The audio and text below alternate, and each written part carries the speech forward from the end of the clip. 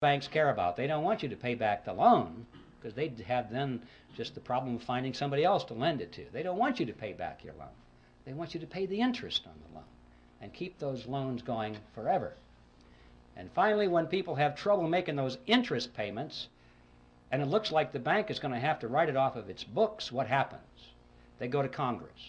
And they say, well, this corporation that's having trouble making its interest payments, we can't let that corporation fold because look how many thousands of jobs would be lost and people would go on welfare. There would be despair. We must protect the people.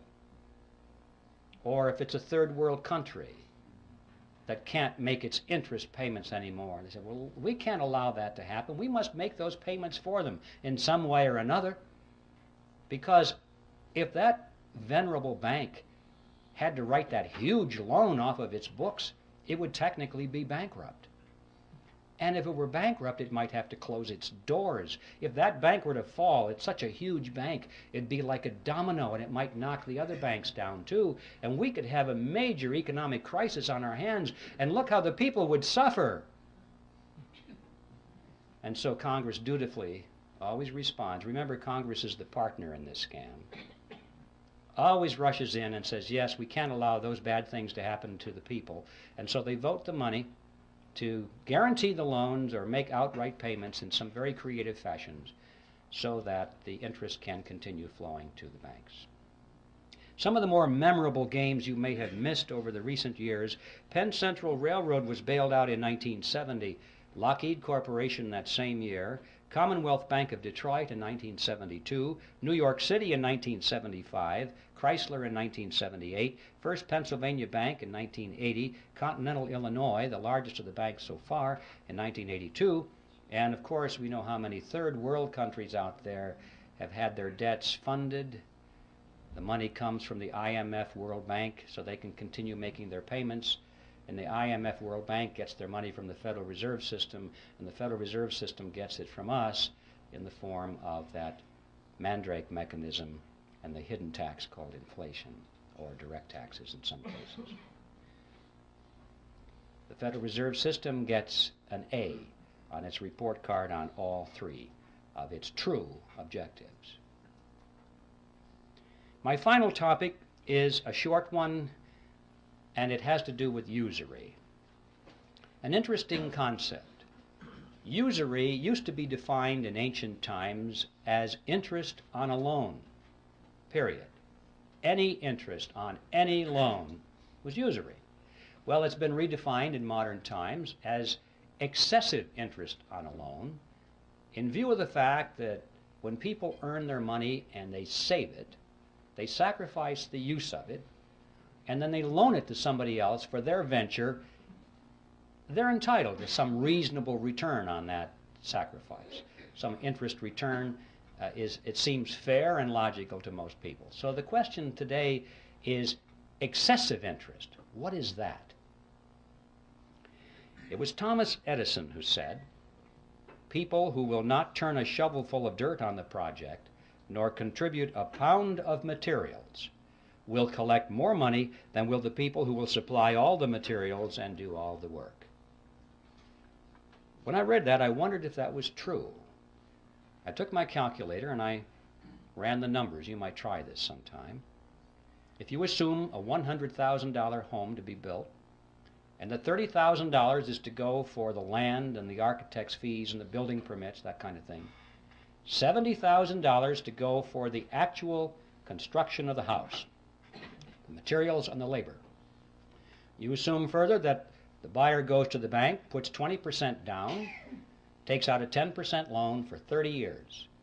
Punch in the numbers, and you will see that he will pay to the bank in interest $172,741 compared to $70,000 for labor and materials. In other words, as Edison said, 2.5 times more will be paid to the banks who did nothing than for those who provided all the labor and all the materials. And you may say, well, yeah, that's true, but don't forget the time value of money. Reasonable interest is rational. People need to be compensated for the sacrifice of their money over 30 years. That's a long period of time. Wait a minute. Not this money, ladies and gentlemen. Nobody earned this money. Nobody saved this money. Nobody sacrificed anything for this money. This money was created out of nothing. And I suggest that $172,741 interest on nothing is excessive. I think we need to focus on this issue. We need a new definition of the word usury. Any interest on any loan of fiat money, meaning money created out of nothing. Now this example of $172,741 unearned interest on a $100,000 home is like a grain of sand in the Sahara. Look around the desert. All of the other homes of America, all the factories, all the machinery in the factories, all of the high-rise buildings, the hotels, all the airplanes, the automobiles, the farm equipment, the farm structures, everything that we have, we're looking at a similar relationship here. This is staggering. To consider the amount of money that is in this huge, wide river of wealth flowing into the banking cartel because the money was created out of nothing. It's such a wide river of wealth, you can't even think across it in your mind. It's perpetually moving into the banking cartel. This is a dead short across the productive capacity of America. This is money that should be going to the people who produce and who create, instead of being siphoned off through a scam. Think of what our standard of living could be if it weren't for this dead short across our economy. Well, where is this money going? This river, where is it flowing? You get the mental picture that maybe it's going into a lake somewhere or behind a dam. All this money is rising, accumulating. People are getting richer and richer and richer. No, not so. It's not how it works. They're spending the money. What are they spending it for? Well, they're not spending it for more yachts and more mansions. That's not it. I mean, they got rid of the mansions back on Jekyll Island. They got bored with those things. Once a person has all the money that they can possibly use for the material pleasures of life, what is left? Sure, power. Absolutely. They are spending this money for power, ladies and gentlemen, to acquire power over you and me and our children. They are literally buying up the world with it. But I don't mean they're buying up the real estate or the hardware. They're buying up control over people. Technically, in sociological terms, they're buying control over the power centers, which means those groups and institutions through which people live and work and follow leadership and accept information. People are always associated in groups, and they work in groups, they move in groups.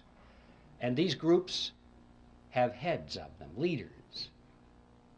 And this money has been going for many years to acquire influence, if not control, over the leaders of these power centers in society. So they can therefore indirectly influence and control you and me.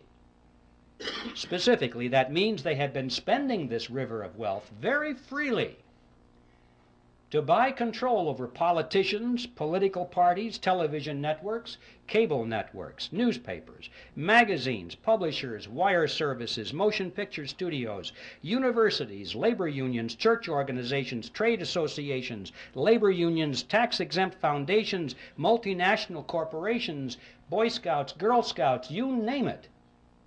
Make your own list. I guarantee you, if you have a large, influential organization which influences people, you will find that this river of wealth has been flowing partly into a